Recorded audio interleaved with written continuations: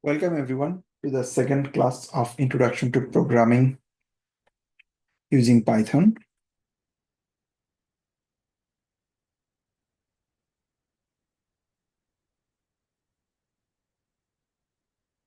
So in the last class, we talked about how computer works and how to start programming.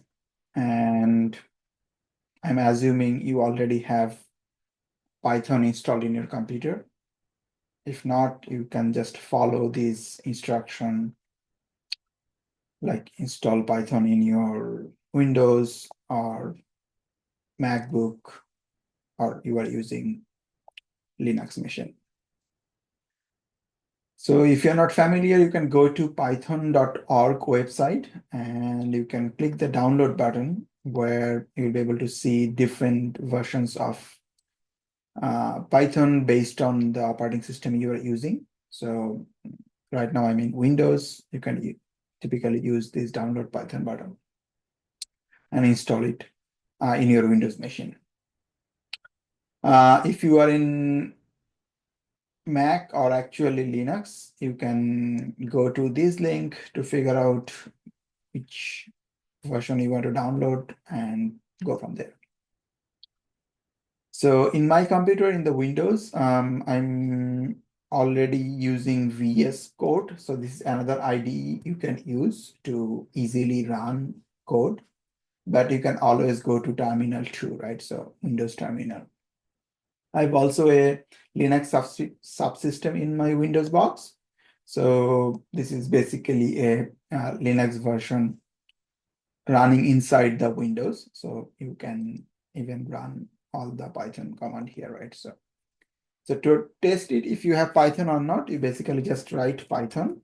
And if you have Python, you're saying Python not found. That means I have Python version 3 installed. So you just write Python 3. And if you hit enter, you'll be able to see which version of Python you have. You have 3.8.10, right? If you want to go to terminal in Windows, you can do that too. So you can just hit command prompt. And when you get this screen in the command prompt, you can just write Python here. And you'll be able to see you have Python 3.10 version for in this machine.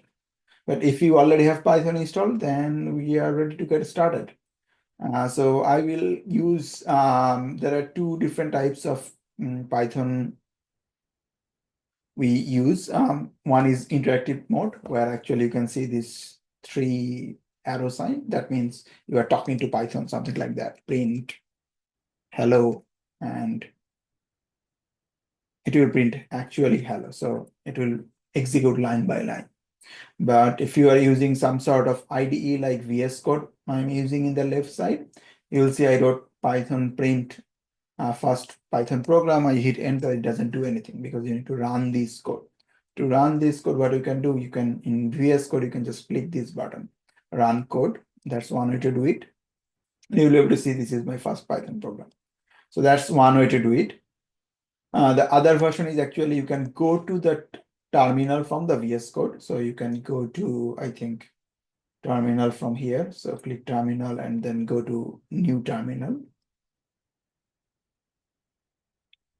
And wherever you are located, you need to go to this location of Python file.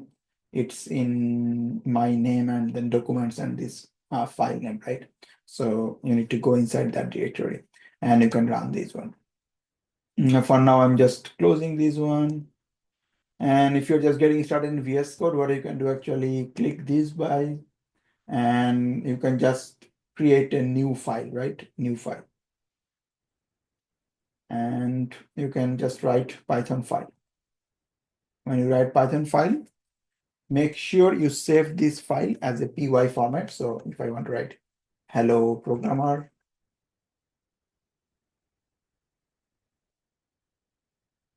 so when you hit Control S, or here you can want to do save as. So I'm just saving in documents. So when you are saving this file, make sure you are doing test.py, right? And you can check this version Python if you don't have this Python selected, you can do all files and then do test.py. Py means Python file. You can hit save button. And if you click this arrow button, you'll be able to run it automatically. So now we have a new file with test, right? So now I'll go to the terminal. In the keyboard, I will press Control and then the tilde sign. I'm inside the document. And if I want to run this file, I'll just do Python then test.py. Right?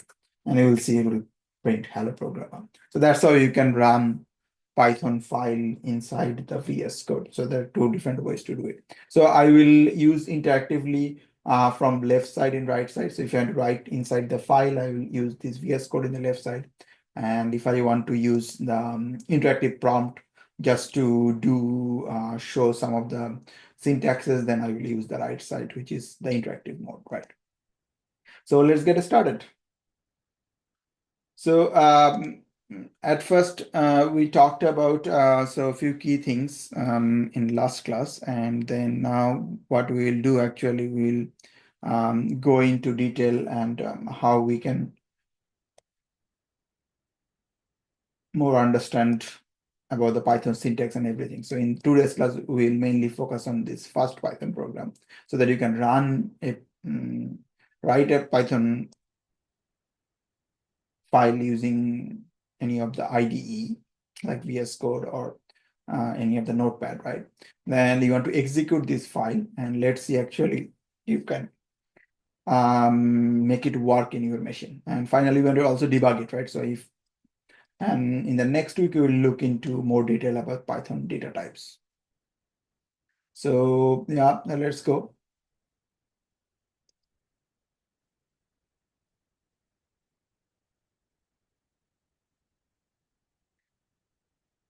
So this is going through the chapter 2 of this starting out with Python, this book. And in this chapter, we'll mainly focusing on input processing and output and also go through the Python.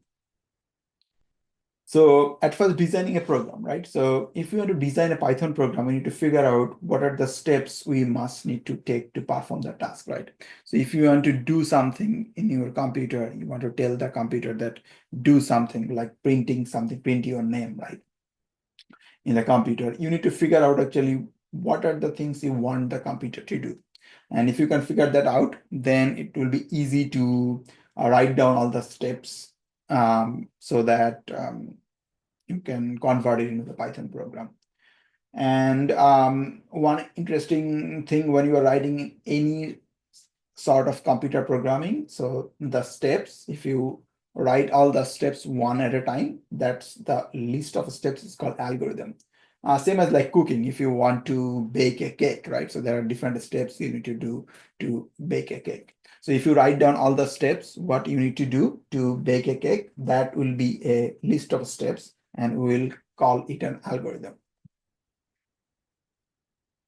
So sometimes when you are trying to figure out what are the steps, you will write something like using some sort of instruction which would not be totally understandable by the computer, right? So computer only understands specific sort of instruction.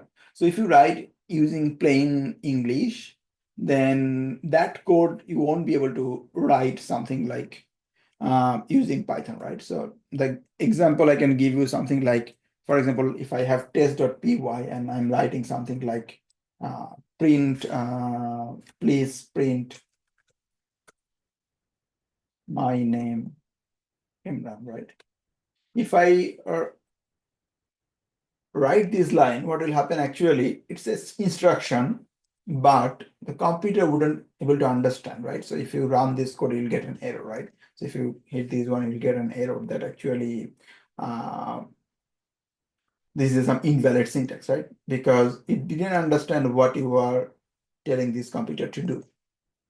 But it's a perfect English sentence. So if you are writing this type of sentence in a program, that's called pseudocode, and pseudo means false. So when you are using like fake code to write some instructions or get some idea, wrap your head around what are the instructions I need to follow, then that's called pseudocode.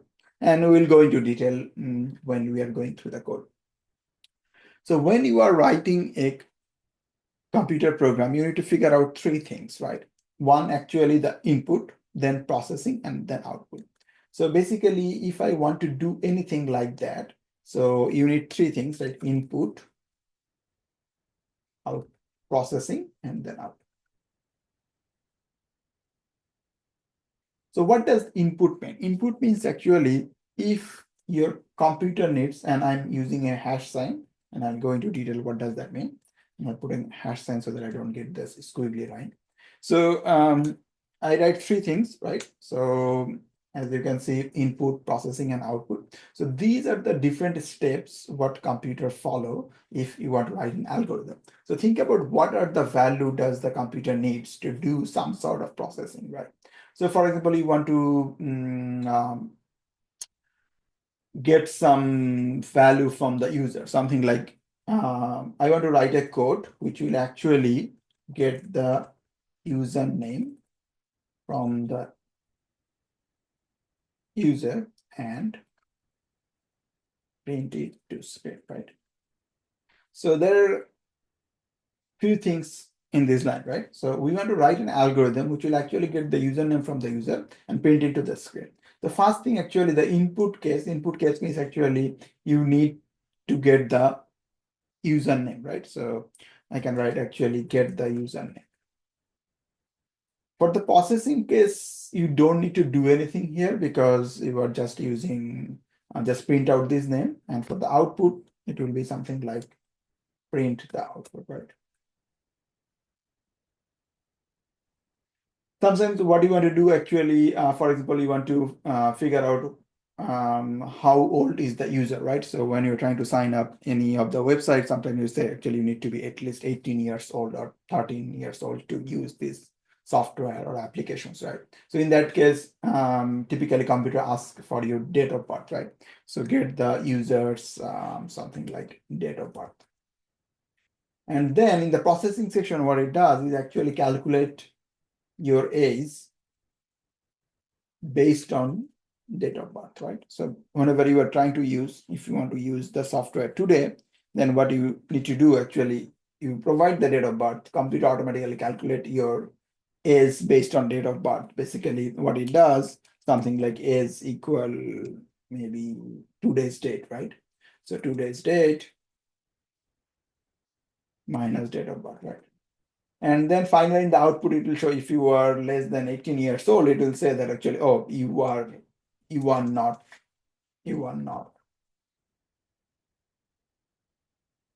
18 years old yet, right? Then actually it won't let you to use the software or the applications. So does it make sense? So there are three things, right? So you get the user input from the user, you do some sort of processing using computer, and then you want to print something. So that's the three different steps.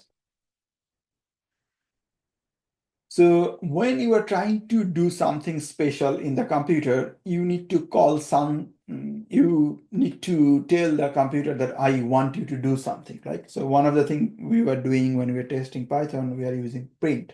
And print is called a function. So it's a piece of pre-written code that performs an operation. That means when you are writing print, you are telling the computer, oh, print something. And what does that mean? Print means actually show it into the screen. So whatever you are writing in your print, so if I go back to my VS Code, and if you see the first line, right, this is the first code we wrote in the last class. This is my first Python program. So if you run this code, right, so you will see it will print this. This is my first Python program, right? So I'm telling the computer that whatever I'm providing inside this parenthesis and inside this quote, double quote, whatever I'm providing, just print it here, right? So you can write whatever you want, right? So I can even write whatever you want. You put three question mark, right? And if you click this arrow sign, you will see it will print whatever I want.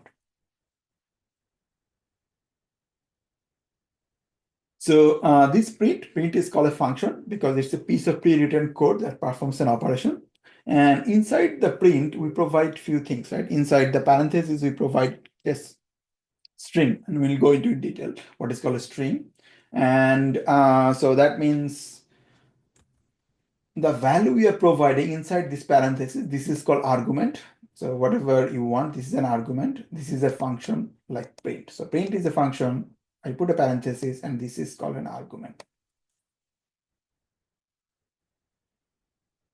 Now let's talk about a string, and we'll go into detail in the next class what are the different types of data types in Python. But we need to understand at least the string part. A string means actually a sequence of characters that is used as data. So what does that mean? That means whatever we wrote here in our code, right? So this whole part inside this double quote, this is called a string, right?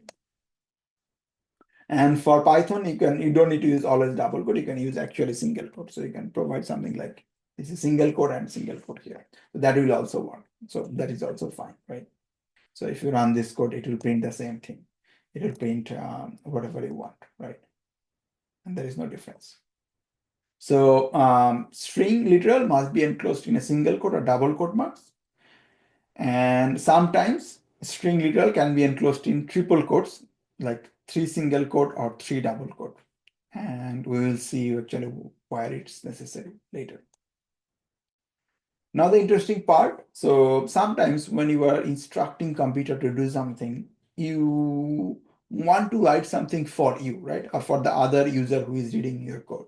Then in Python, we typically use a hash sign, right? Or pound sign. Whatever you are writing inside, or sorry, outside, after the pound sign, it will skip all these things, whatever you're telling it to do, right? And basically what it does, when you put a commands, this hash sign, so this printed actually whatever I want, right? But if you do something like put, this is a comment, it wouldn't do anything. So because it means that actually I'm writing this instruction not to execute. I'm just writing this instruction for myself, for the user, right? So the computer will actually skip as soon as it finds this hash sign. So you see, if I run this code, it will print only whatever I want, right? So not like anything else. So save this file and then run this code, right? And you see actually it only print this line, right? You didn't print this line. So that's called comment. So this is really important what we are using, right? So you are using this hash sign in front of all these lines. So if you run this code, it will not print anything because all of the lines are starting with the hash sign. Okay, now let's talk about the variable. So what is called variable? Variable means if the value of something varies, that's called a variable. And if you want to store the value inside some of the thing inside the computer, that is called variable. And if you want to store something inside the variable, you need to give it a name, right? And when you want to write something as a variable, you typically put, for example, I want to store someone's age, and we write age in the left side, we put a equal sign and the value in the right side. So there are two things you need to understand. The variable always go to the left side. You use equal sign to assign a value to this variable, and you put 29 the value, right? So let's go ahead and go to this part, not this one, the interactive way to do it. I'll go to the Linux one. Let's go to the Linux terminal and then so this is our thing, right? So what I do actually, I want to store my name, and if I want to store my name, I basically write name. Name is a variable. I put equal sign. And then in the right side, I give my name. So what it does, if you hit enter, it doesn't do anything, right? Why it doesn't do anything? Because it actually got my name and put into the variable name. So now if you just write name, it will tell you, oh, it's your name. Same as like if you want to store any age, something like age equal 50, and then write age, it will show you actually age equal 50. So to make it clear, this name is a variable and the value is in the right side, which is my name. Same as like age is a variable and the value is in the right side, which is a number, and typically put an equal sign in the middle. So that means the value of this right side assigned to the variable to the name. And if you assign this value, the good thing is that actually you can just write print name, right? So it will print this value. You can do print age, right? You can do. So you see, actually, you don't need to provide the value or name again, right? Since you stored the value. So in assignment statement, variable receiving value must be on the left side. So variable needs to be in the left side, and the value needs to be in the right side. So in Python, the one interesting part is that you can only use a variable if the value is assigned to it. So if you don't assign a value, you won't be able to use it, right? So if I go back to here and if I something like your is, right? If I write this, it doesn't know anything because I haven't um, assigned any value, right? So it's saying actually, oh, your is not defined. But what I could have done, I could have run like your age is 21, right? So as soon as I do that, then now it's know what is your age, right? Now it will not complain. So to keep in mind, in Python, you can only use a variable once you have assigned a value to it. Otherwise, you won't be able to use it. So there are a few rules, what type of variable name you can use. So variable name cannot be Python keyword. So what does that mean? There are few keywords, you can Google it, which you can't use as a Python variable.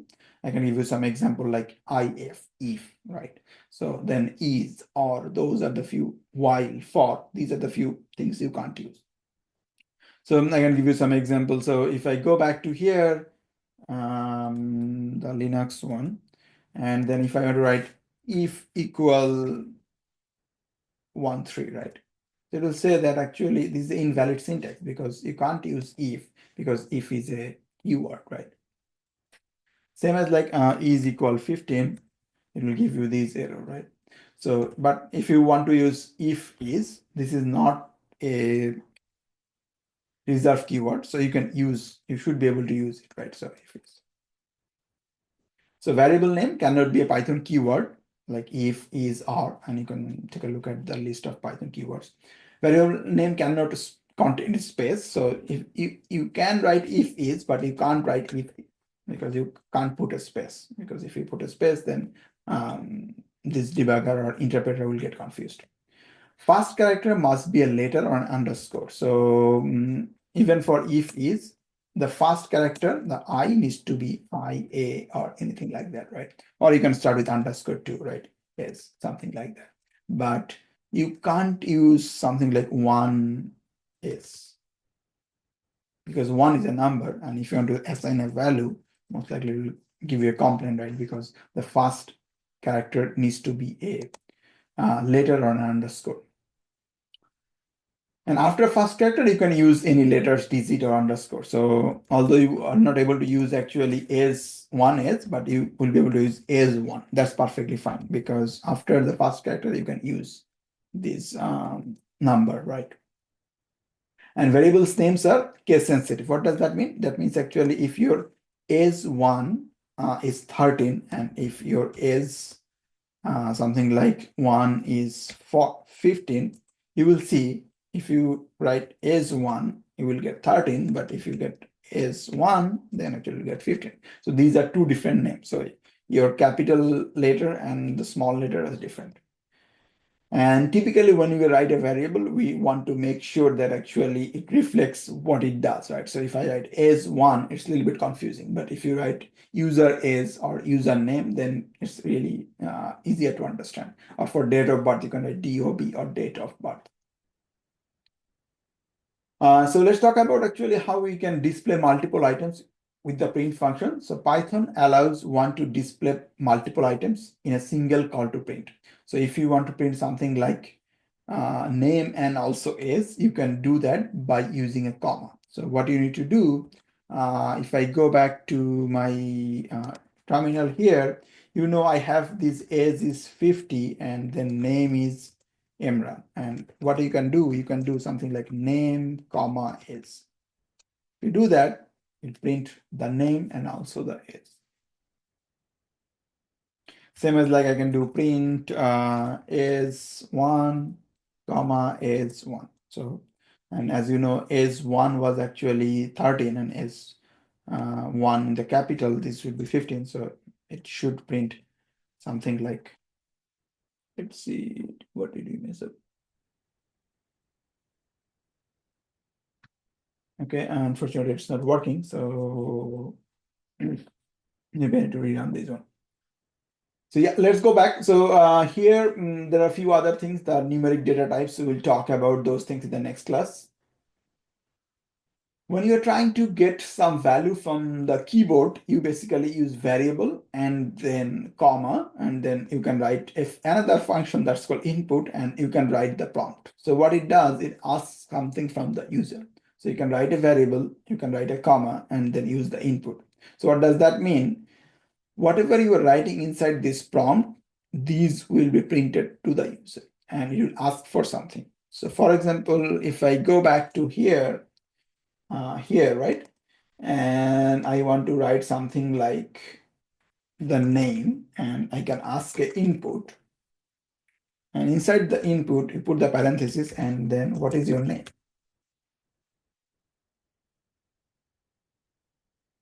So what we did here, that actually we have a variable name, we put equal sign, and in the right side, we wrote a function like input. Input means it asks the user to get the value, and it will ask for you actually what is your name.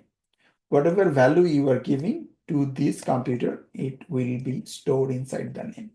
And it can print something like hello, and then I put a comma and the name. So what it will do, whatever name you are giving here inside this first line, it will print hello and then your name.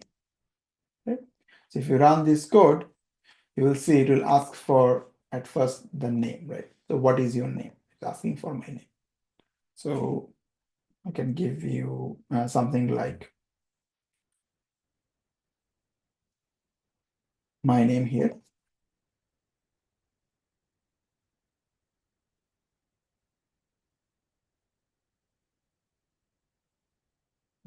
This terminal is not working. So I'll just close and rerun this function.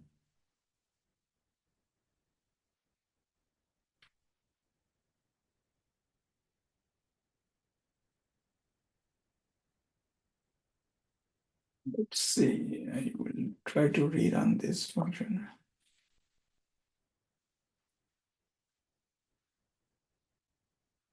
Still not working. So let me reopen the VS Code.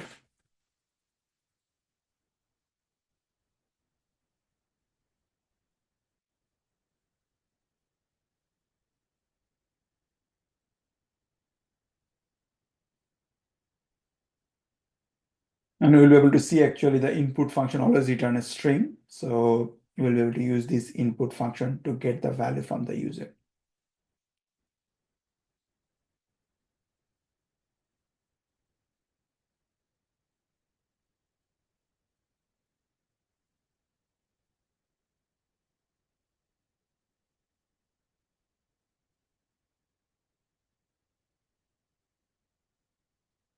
So now I will try to, I'll put a space here so that we know actually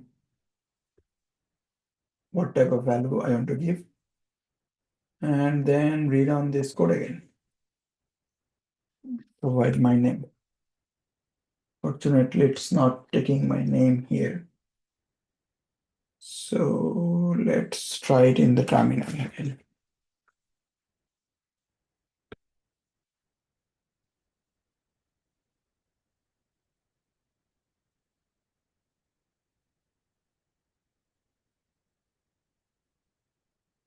So you want to do name, input, and then what is your name?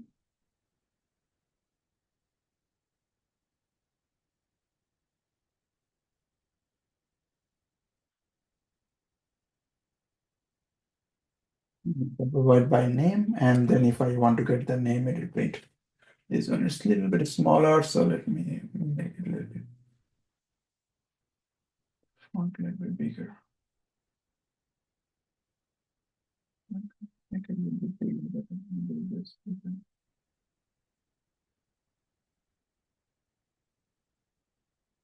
And I can do now print name, same run, and I can do print hello, then comma name, and you're able to see the name from there. So that's how actually you can use input variable to get the user input. Same as we can do something like is equal input and then get the user input, right? Enter your is.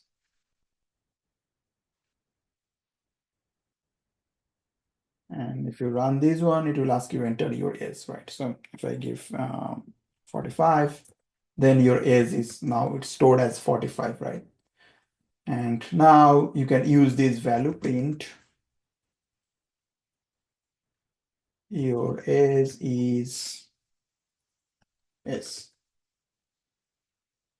So you see actually say your age is 45, right? So basically age is a variable, and using this input number, we are able to actually store the value inside there. So few other key things. So you can use some sort of, so we already run the input one, and the other variable in input will go into detail in the next class. In Python, you can use some sort of math operation, like you can use it as a calculator. So what you can do, if you go to the code, you can just write any number, right? So 4 plus 3 or 5 plus 3, it will print the 8, right? You can even write 5 plus 3 minus 12, it will print the value. So you can use as a calculator, something like whatever value you want to calculate using the Python interactive mode. Two things to keep in mind. One is actually the slash. Slash operator means a floating point division, and the double slash means actually integer division. What does that mean? If you want to do 7 by 2, it will print 3.5, right? It's a floating point number. But if you do 7 double slash, so it integer division, so it will give you the full number, only 3, not the 0.5. So sometimes it's really useful to get the value, only the whole integer quotient. So in that case, you can use this double slash.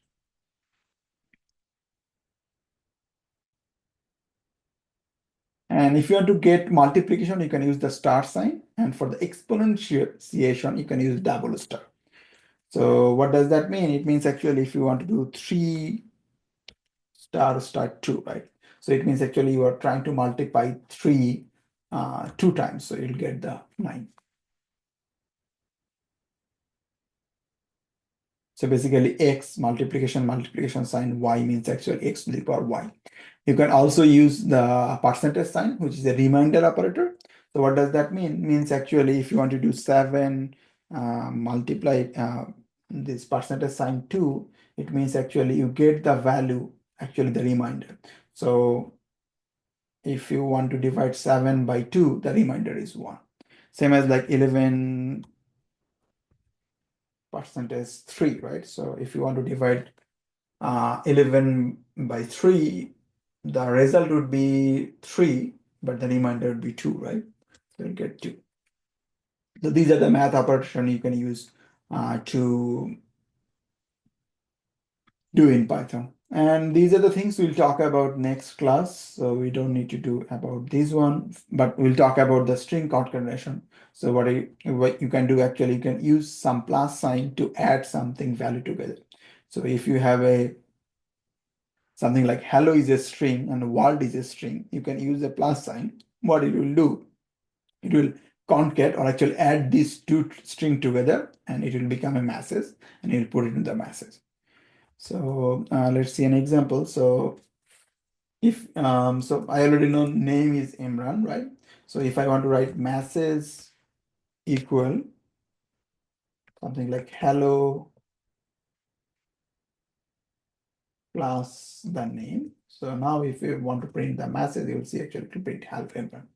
And you'll see there is no space because I didn't put any space. So I made some mistake. So typically you want to put a space after the hello, as you can see, so that actually you can see hello space world, right? But if you don't put a space, you will not be able to see that space. Um, that's how actually you can write Python code and actually just interacting with this Python values. So in today's class, we talk about few key things, right? So we learn the input part, processing part, and also the output part. We also learned a few key things actually about the mathematical operation. We also talk about how to get the input. So you can write name equal input to get the value from the user. And then you can use that variable name in the later part of your code. That's what we learned. And we also talk about how to debug a code. So in VS Code, you can just click this button. If you are not using VS Code, you can use other IDE, something like Notepad. You can write your code. And if you want to run your code, you basically run Python and then file name, then you'll be able to run your code. In next class, we'll talk about different types of data types and how we can use different types of data in our Python code, something like string, integer, float, and how to use them in a conditional logic. So yeah, try these things in your computer. Try to figure out actually how to run a code. And if you face any problem, um, let me know. Or if you are watching it online, you can write in the comment section. I will get back to you. And I'll see you guys in the next week.